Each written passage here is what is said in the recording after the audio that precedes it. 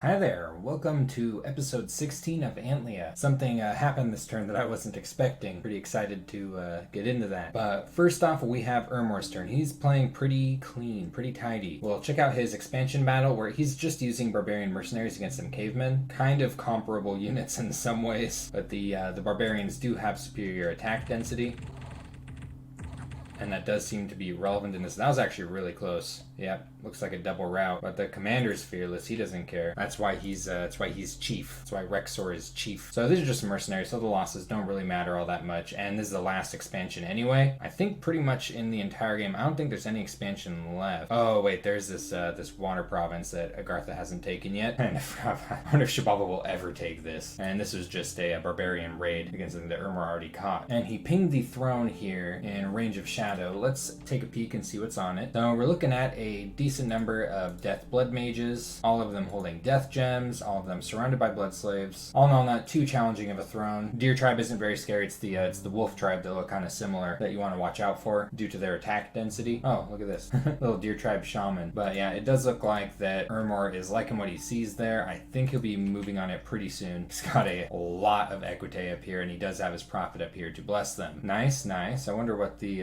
guy who found these was doing in the abandoned mine. Maybe making YouTube videos. And there's people that like to go into mines these days with their little cameras. He's site searching. He's laying out the infrastructure. Nobody is attacking him. Ermor's looking pretty good. I'm imagining he's pretty happy with his position. I really do wish he'd build up at least a lab or a temple here. I just think crystal sorceresses are so strong. Oof, Degalis. It's not looking good. Death scales on this throne really suck. Well, I imagine he will be at least getting a lab up here for the crystal mages. They're way too important. But yeah, there are whispers among the other players about Ermor's power, so we may see a coalition against him sometime in the near future. Now, Katis is having a cozy turn. Found a couple of magic sites, a wolf oak, some nature gems, and a maze, a good astral pearl site. Something that I imagine looks pretty cool. He had a dominion change here on the iron range, but he's got his prophet here. Now he's finally preaching with this thing. Get the rest of those scales onto this province. Passing some nature gems to his Sauromancer. Wonder what he has in mind. Maybe he's thinking about hopping onto this throne here in a minute. Putting lots of Falchineers. I really like the diversity in his army. It's not too common that you see people recruiting wide arrays of units. So actually, I think if I was playing Katis, I would like the Falchineers and the Elite Warriors. So the heavy infantry are also nice for against projectiles. Not sure how I feel about the chariots. I've never had much luck with similar units. I've never taken much damage from similar units. I know I've had a couple of bad fights, but 45 gold. It's like, ugh. Things are just cozy in Lizard Town. Not much else to say. Wait a second though. What's happening here? What? I didn't see this coming at all. Maybe some of you saw this coming. Maybe, I could sort of see it, but like I was not expecting this to happen. Agartha was saying to other people from the beginning that she was going to attack Katis. I didn't think it was going to come this soon. I thought she'd at least maybe take the Green Sea first, but no, she's moving right in. Damn, there's a temple there too.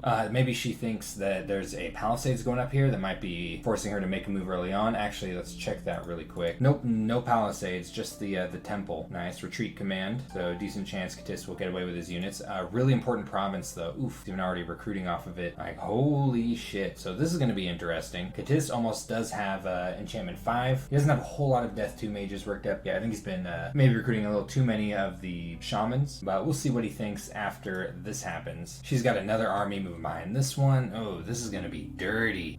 Elsewhere in Agartha's lands, multiple magic sites found this turn. A mud field in Zitala. Okay, how magical. I've had those in my backyard before. Garden of Pearls, that's a really good astral site here in Forest of Pine. Found a lot of astral sites so far with her pretender, which is good. Astral's not exactly Agartha's forte, so it'll be nice to have some income in an alternative magic path. Though I don't think she'd be minding some earth sites right now. Things were seeming so peaceful in Katis's lands. It was looking cozy. Oh, now this is happening. With the way Katis has been playing, I don't really know how to read him psychologically. I'm excited to see what he scripts and throws together to deal with this pretty nasty threat right here. Horrible. And Femoria, the main focus of multiple nations in this game right now. We'll go ahead and check out his larger battle with Yomi right away. I don't think he was expecting quite this amount of material to show up on this province. That's a lot of Oni. His Phoenix is just going to fireball a few times and then fly away. Something I think he just forgot to script it. These pair off actually really well against goblins. The problem is when the Oni start hucking fireballs, doing a lot of damage to the Furbo Warriors. Another problem is the archers.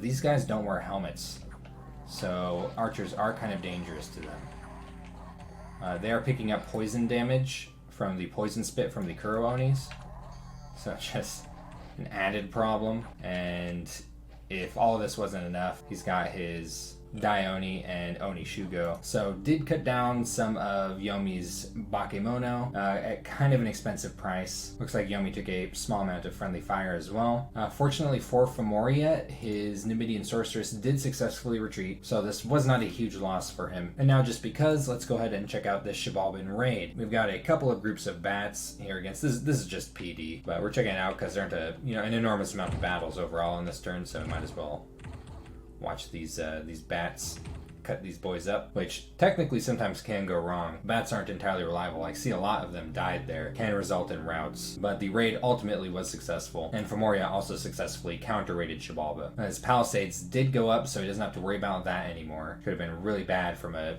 poorly placed raid, or excuse me, a well-placed raid from Xibalba. Poorly placed for Fimoria. And a really, really good event this turn. A lab, pretty cool. Some gems, nice. And Elixir of Life. This is dope. It's funny, I was thinking, yeah, you should slap this right onto his Fimorian King. That's exactly what he did, just instantly yoink. This thing is basically a green mushroom from Mario. Allows him to pop right back up if he is killed. So of course he puts it right onto his most valuable unit. And I think in general, his movements are actually really smart. He's getting a couple scouts off of these forts. Really important, he's going to need information as he's in a huge ass war. Unfortunately, there's no independence to take advantage of with this lab that he just got for free here. He's counter-raiding with a small force here in Impassable Mountains and has a slightly bigger force moving into Good Old Woods to recapture that province in case they do run into the bats. And he's scripted this with bats in mind. Pretty good. That'll do. More raiding up here from his Numidians. In general, I think really economic counter-raiding parties. Really important when you're in a war like this, though this one, with a mage leading it, obviously isn't as ideal. And these are also, nice units. But here's the big thing. He has a really large force patrolling on his capital with lots of lesser arrow mental spam. So if Yomi decides to move on this, or Xibalba is actually right here too, though I think between the discussion that Xibalba and Yomi had, Yomi's moving on to the capital and Xibalba is focusing on stuff to the north of it. We could be seeing a very large battle next turn. Oh, he really needs that research up, but he just does not have the available mages. Been keeping them all busy, protecting palisades as they're going up, things like that. And Vanheim has a nice and fat inbox. Moria is asking for some help, saying that'd be really nice if Vanheim could attack Yomi. Would help him out a lot. Or Xibalba, though that's not really possible for Vanheim. And Yomi is inquiring about Ermor, as Vanheim is bordering Ermor in a couple of places actually. Otherwise, Vanheim is just digging around in poop for magical gems, and there's really not a whole lot going on for him. He is building some infrastructure up here, building a lab. Maybe is starting to site search. He's moving this Van Jarl out over here. Well, I guess he already has been site searching a little bit with the dwarf. But yeah, I don't think Vanheim is in any kind of position to assist anybody in a war. He's just simply lost too much with this bump with Ermor. Among other things, he's had a few expansion difficulties. Oh, his blood hunting. Maybe that's what he's probably doing with his Van Jarl. He's not site searching, he's blood hunting. Interesting. I don't really want to blood hunt this province because the income hit is when I'd want to fort. He's got a lot of good blood hunting sites elsewhere that don't take quite as much of an income hit when they get hunted. But yeah, I think Vanheim right now, he's really just, licking his wounds after a really bad encounter. So I imagine he will be a little bit dormant for at least a few turns. Yomi's not, though. Yomi is very busy. Agartha is informing Yomi that she can't really contribute to the war against Fimoria, that she's got other things to do, that she would have a kind of unusually shaped territory if she did that, and that she is making her first move soon on a different war. She's actually making it now. And Yomi received a message from Fimoria that is saying that if Yomi does not stop attacking him, he's just going to ignore Xibalba and focus all of his destructive energy on Yomi. He's basically saying that if Yomi doesn't stop and turn on Xibalba, that Fimoria is at least going to try and drag Yomi down with him. So big threatening words do have some merit to them, as I do consider Fimoria's unit and mage situation at the moment to be superior to Yomi's. I wouldn't say superior to the combined forces of Yomi and Xibalba, but I think if he was head to head with Yomi, it would be really bad for Yomi. But this is Yomi's response to that, by the way. He's just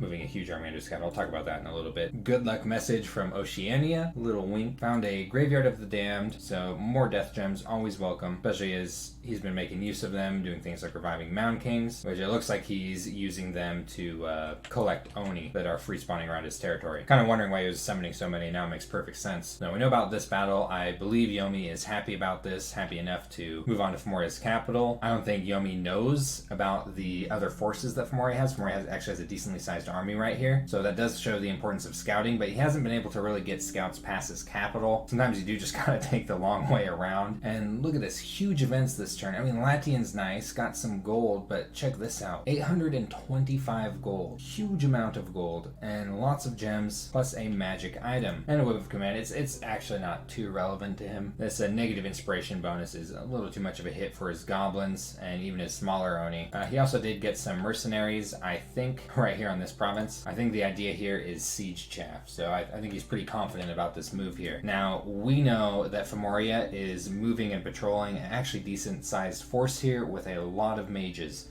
So this is going to be a huge battle. Could very much decide the direction that this war goes. Xibalba has received a very interesting message from Katis. Katis was planning on attacking Fomoria before winter and is sending him a few death gems just as, kind of a thumbs up, like, let's work together, buddy. And it's kind of funny, not everyone is actually welcoming of further allies during a war because that's less spoils to divide if you're confident in victory. It's the same reason that people don't like vulturing, but it's something that Xibalba might be welcoming. Yep, he's fine with it. But I think Katis's plans are about to change dramatically in the next turn. Fomoria sent a message to Xibalba. It's none at all in response to no hard feelings, and he's wondering what kind of the deal was between him and Yomi. Yomi is continuing to share tactical information with Xibalba and is saying that he is moving on to Fomoria's capital, and he's also very confident about it too. His blood hunting is going decently. Did just reach Blood Magic 3. 4 is the big one because that's where he gets the Ozelotls, and we already know the outcome of these raids. Nice, got some gold.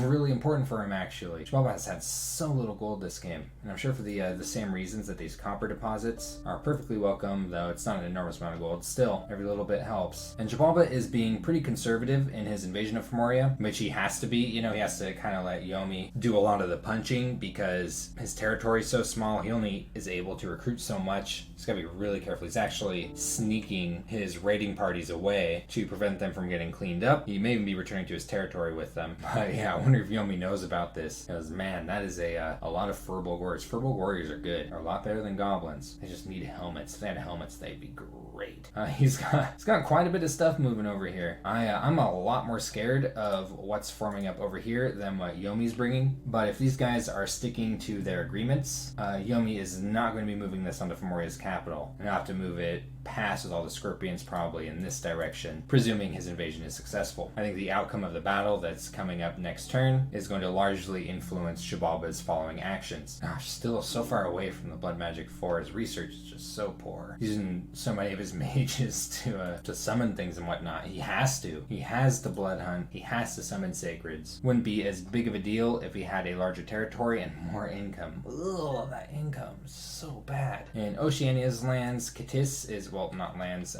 waters. Katis is just kind of explaining what his short-term strategy is. Get Horde of Skeletons online and then attack Fomoria, if someone hasn't attacked him first. And Yomi's just chattering on about Agartha and stuff, saying that Agartha's power in the early game is going to wane, at least in the context of the Great Olms, and is still inquiring about the rumors going on surrounding Urmor. Nice, he scored a couple of cuties, and still seems to be just on his anxiety over here about Agartha. Or maybe it's kind of hard to tell what's going on here, really. He's sneaking a Capricorn over to Green Waters, moving a lot of Sirens into Stormy Deep, and is actually just building a temple right here, keeping all of his units here as well. At least doing some site searching. Yeah, something I will say is patrolling your Kraken here. I think this is not a very good use of. These are the most important mage turns you will have probably the entire game. This thing should be site searching, foraging, and casting magic rituals pretty much every turn. And maybe later on this will enjoy some use as an SC. But yeah, I don't think Agartha really cares that much about this province, and I don't think she's focusing on underwater right now. now. Got other fish to fry or lizards. So the idea with this was sight searching, at least for now. Forge main gouge of parrying. Right after a coral blade. Pretty interesting. I am excited to see what his idea is with the construction. Maybe he's starting to think about handing some things off to his Kraken, though I think the coral blade is a bit of a weird pick. Well, I guess it causes bleeding. I actually didn't know that this caused bleeding. I've never used it for that. When I think of coral blades, I think 8 hit points, because that's usually what I use them for. But okay, causes bleeding. Actually a pretty strong effect in some circumstances, particularly when you can land those hits on important commanders and mages and things. So that's been turn 17 of Antlia. Lots of war going on. Who isn't at war here as of this next turn? Ermor is chillin', Vanheim is chillin', and Oceania is chillin'. Definitely interested in seeing how the Catissi and Agarthan war is going to develop, and I will see you in the next episode.